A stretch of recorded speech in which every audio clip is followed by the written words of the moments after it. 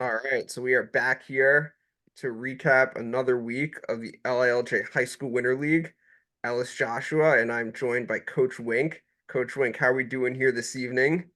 We're doing good. I just realized we're both wearing our Excelsior hats. That means we're not rooting for the Excelsior team. I just want everybody to know that. I like my Central hat and you like your Suffolk hat. Yup.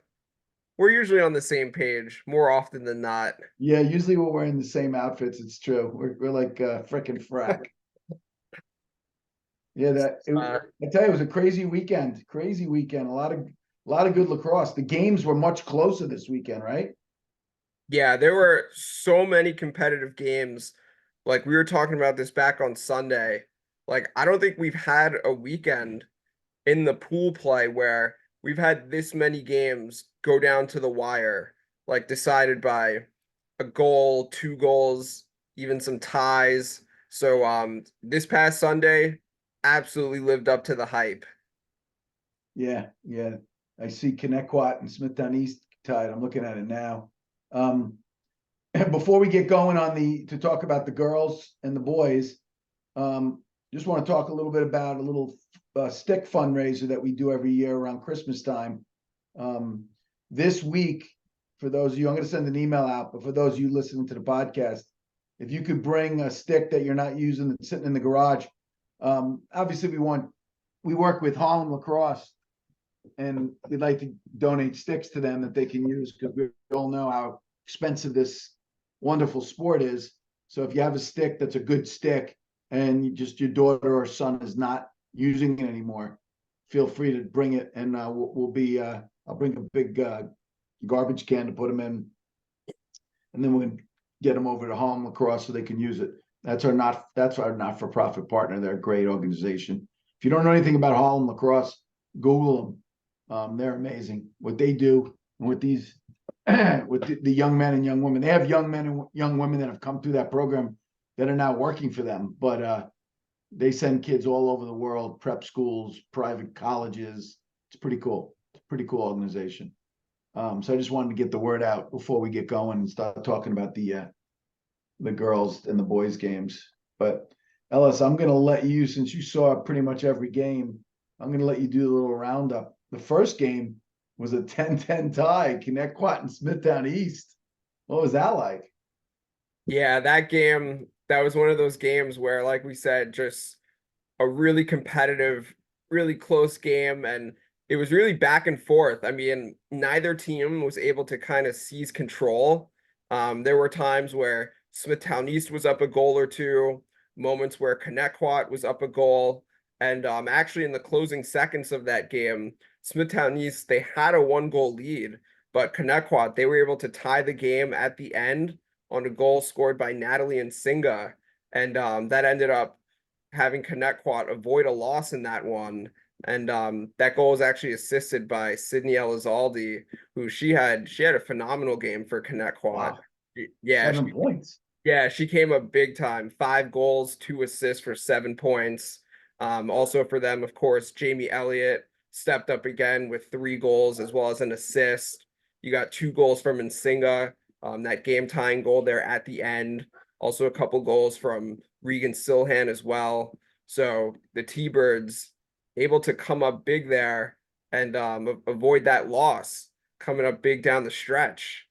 It Um, looked like Smithtown East had all their big guns there. I'm seeing the stat line. I see that Pereno going to Virginia from Hills, who plays at 4-1. mhm, Soda 3-2, who's a Smithtown East girl, she's going to Northwestern. That's yep. pretty legit. I see Caitlin Barnes, one of the stud 26s, had a goal. I'm looking at the stats now. I see that Conti was there, right? Sophie Yes. Conti. Yep. Sophie Conti was there, the Virginia commit. That's cool. I'm looking at Yes, we got 8 saves from Ryan Dart as well. Yeah, it looks like a very competitive game. That's cool. Those are the games. Listen, in a perfect world, you and me are always we go to games. We always say we want to get a game that's instant. We could go Instagram live, right? Yeah, exactly. That's the goal every time we go into a game.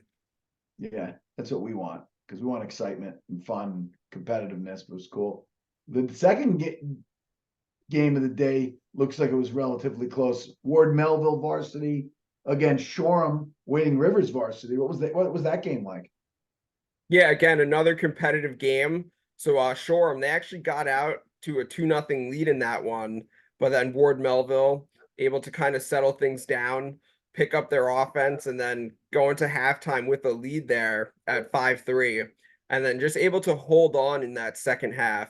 A pretty well-balanced game, I would say, for Ward Melville. I mean, you got 3 goals from Grace Balaka, the Nova commit. You also got a couple goals from Amelia Retzlaff, as well as a couple goals from Kate Spinks. Retzlaff, the Navy commit, Spinks, the Brown commit. Also, Peyton Phillips on defense with 4 CTs in that one, the UPenn commit. Wow. And Amelia Perosi as well, going to Marist. She's another one where she was really kind of all over the field, being a difference maker. One of those between the lines type of games for Amelia Perosi. And Ward Melville just able to kind of hold on in that game once they were able to grab that lead. And for them, they moved to 2-0 in the pool play. And then if you take a look at Shoreham, Shoreham, they kind of also had multiple players step up in that one, between Morgan Lisowitz, the Lehigh commit. She had a hat trick. Then you got goals from Charlotte Erb, also Juliana Mann, Sophia Minion, like just a number of players coming up for Shoreham, finding their way into the box score. I thought also in the net, I thought it was a valiant effort from Sophia Giangreco, who came up with 6 saves in that game. We know Shoreham trying to get that goalie situation down pat. So I definitely like the effort from Giangreco in the cage in that game. Yeah, that's cool. Yeah, I guess that's the great thing about playing in the winter off season is you get to see all your kids and you get to evaluate, going into a season. Sometimes you don't have the opportunity to see kids in competitive situations. I mean, obviously you're going up against one of the titans of the A's. So to see a kid in the net against, obviously a top-notch program like Melville, that's pretty good. You get to see if Jean Greco could step up, and it sounds like she played well. Yeah. All right, so we're going to move on to the JV division. YJ Duswalt up against Ward Melville's JV. That was an 11-5 Ward Melville victory. What was that game like? Yeah, so the Patriots JV team, they got their first win in pool play, and just a bunch of young guns on this team, of course, being that it's JV. But I really like the effort from Gianna Parenti. She put together a hat trick in that game. She kind of really, I feel like, kind of set the tone for Ward Melville JV in that game, as they were able to grab a lead and really just kind of hold on, maintain control. But they also got a hat trick as well from Mae Feldman, coming up with 3 goals. Then also a difference maker was Emily Weber in the ground ball department, coming up with 4 GBs to lead that Patriots team in the ground ball department. And just really one of those games where I think it was more so just an indicator of Ward Melville being a little bit older and a little more experienced, and really winning the possession game in that one, which was really what kind of catapulted them into getting that win. But just taking a look at YJ Duswalt, again, this is just a 2029 team, and really just trying to hold their own against teams that are older than them. And I think you definitely have to commend the effort that they're putting forth. I mean, some of their players that stood out, if you want to talk about in the ground ball department, their defender, Ava Fitzgibbon, who had 3 GBs and also a caused turnover as well. Take a look at Fiona Haddock. She also had a ground ball and a caused turnover. And El Cyprus, in terms of scoring, coming up with 3 of their goals, 3 of the 5 for YJ Duswalt. So she kind of had the hot hand in that one, able to connect 3 times in that game. Yeah, that's cool. Yeah, the JV, they're going to play 4 pool play games since there's 6 teams in the JV division. And then after Sunday, we'll be coming out with the brackets. That's going to be Coach Wink's Monday whole day. I'm going to be figuring out, because we got a busy Monday, Tuesday, Wednesday, Thursday. But we'll figure it out. And by Christmas, I promise you, before Christmas, we'll have everything on the website for who's playing who. But this weekend, we'll be finishing up pool play. Then our next game, battle a couple Titans, the GC varsity against Mount Sinai varsity. We do know that Mount Sinai is without 25 superstar Alexa Spallina. Hopefully she'll be healing and coming back soon. But GC came up with a 15-8 final. I mean, it looked like GC had all their horses, because I did see a bunch of girls that weren't there the first week. I saw Fennell, who I'm just looking at her stats. Yeah. She's unbelievable. 5-1. And then Adamanelli, 3-0. Avery Smith, 2-0. I guess they got back to their natural positions. Was everybody playing their natural positions this week? Yeah, GC, they pretty much had everyone. They're still waiting for Marina Rend. Um Waiting for her to make her way out to Stony Brook. But besides that, they pretty much had everybody. They still had Mabel Overbeck playing some offensive mid. So she's getting a chance to do that in the Winter League. But generally speaking, GC, they pretty much had their horses in this game. I would imagine Overbeck would be awesome on the circle, no? Yeah, you would think so. I mean, Well, I she's one, see she's 2 for 2 at the draw. yeah, I mean, you talk about just another one who has just such great athleticism, I feel like. Oh my God.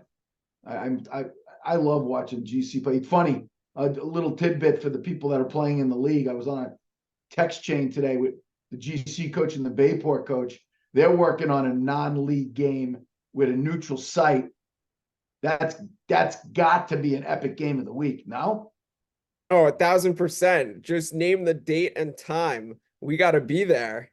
That might be the first epic game of the week. They're looking late March, and Okay. they're looking at a neutral site.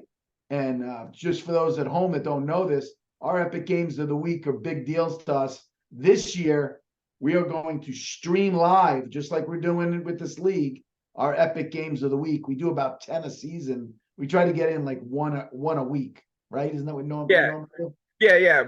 One epic game each week, and throughout the season, we try to cover all the bases. So boys, girls, Nassau, Suffolk, public, private, try to even it out. Yeah, we try to be as even as possible.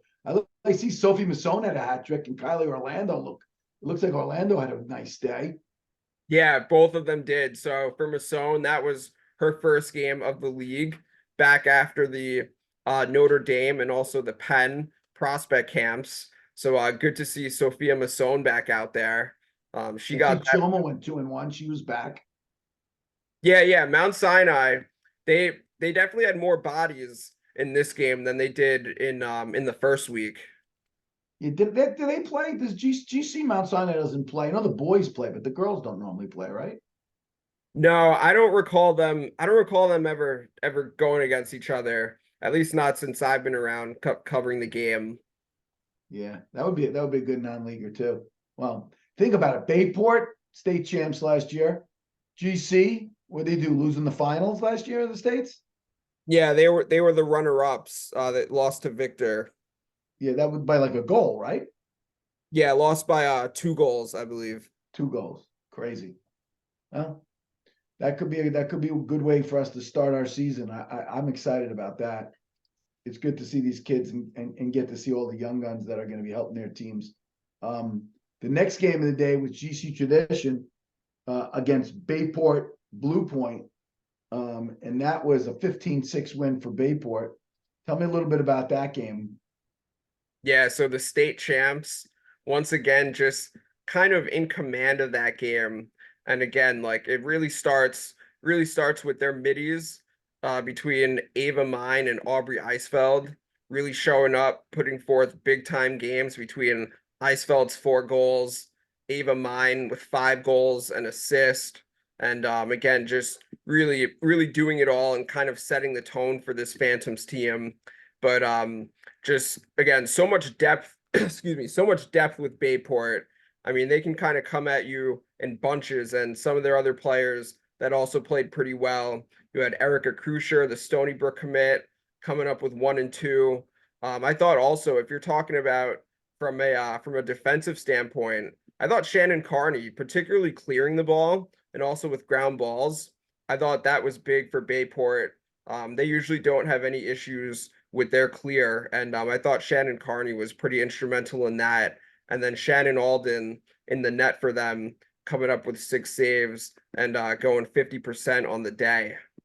Yeah, in the girls' game, 50% is fabulous, especially because it's free post. Who for tradition stepped up?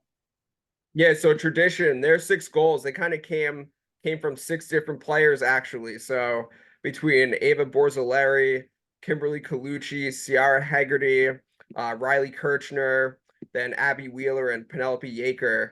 So well balanced, kind of sharing the rock was tradition. But I see Sarah Weigard had 3 yeah, GBs and yeah, that's nice.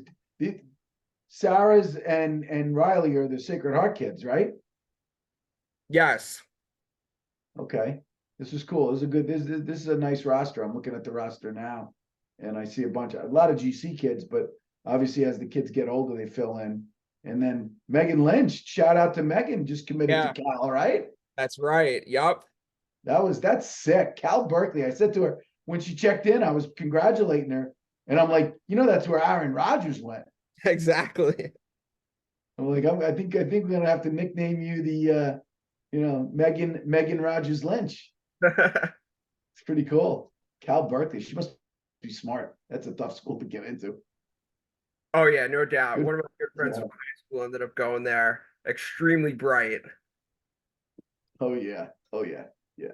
No dummies go to Cal Berkeley. Aaron Rodgers is a very bright guy. I mean, you hear him talk, he's very bright. Yeah, he knows what he's talking about.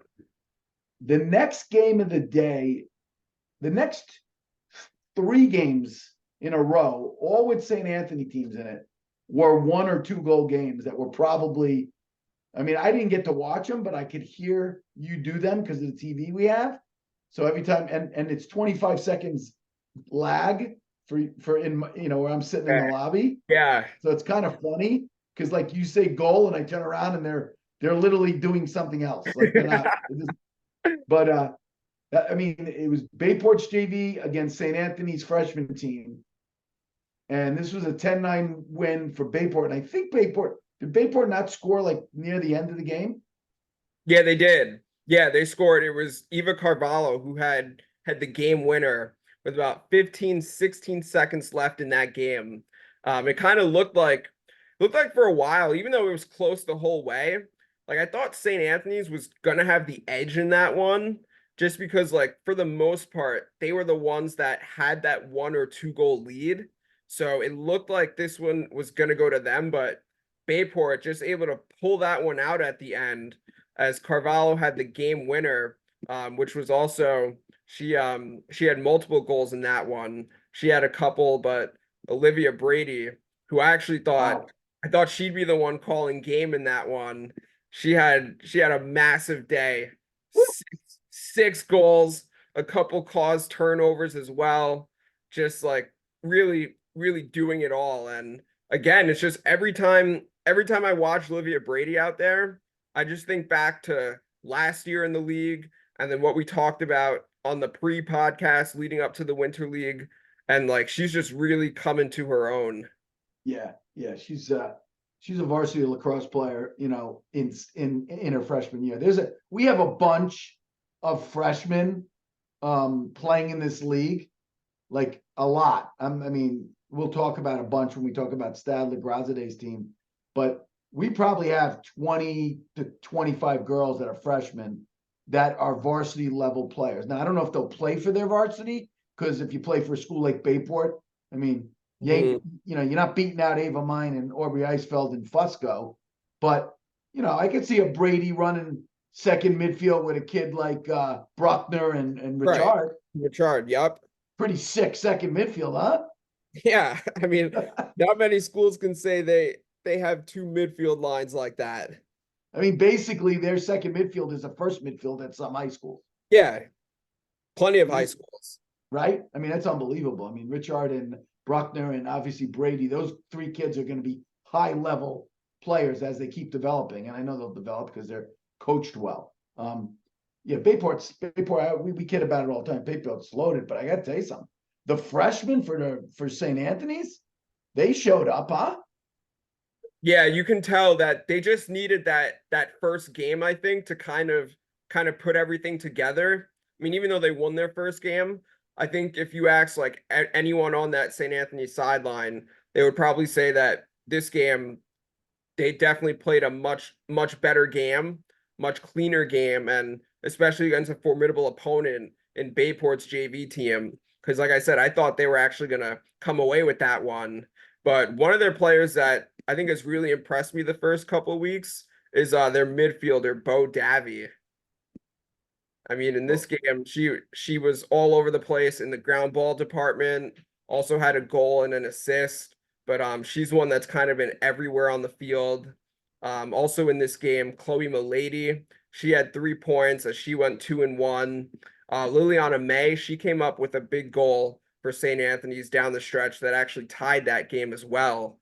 But you can kind of see that the St. Anthony's freshman team, they're kind of starting to put the pieces together and ultimately, I'm sure they're just trying to figure things out and in terms of where everyone is going to be placed, like come the spring season, which team they're playing on. But I feel like just in general, a lot of players on this Friars team that the program has a lot to look forward to over the next handful of years. yeah, it's pretty legit. We're gonna be coming down. Kira Steck also another hat trick. Yeah, Don't I want just saw to. that. Yeah, Kira Steck had a hat trick. We're gonna have to jump into the next Zoom because we're below 2 minutes, and the next game obviously is gonna take more than 2 minutes to talk, I would think. Yeah, Would you yeah. agree? Yeah, this is why we gotta have multiple parts for these recaps. Like at minimum, we always do at least a 2-part recap. Sometimes Yeah, three. We yeah, may and we're gonna be back with the St. Anthony 25 team against Sayville, which was arguably that and the Bayport JV SA 27. I would say that. Would you say that the Sayville St. Anthony 25 game was the game of the day? yeah, that one, yeah, between that and then the 27 and the Bayport game, those two were probably the top two games of the day. Yeah, which is cool. So we'll come back. We're gonna jump right back in, and we'll see you in a little bit, right? Yep, we'll be back shortly, coming up for part number 2.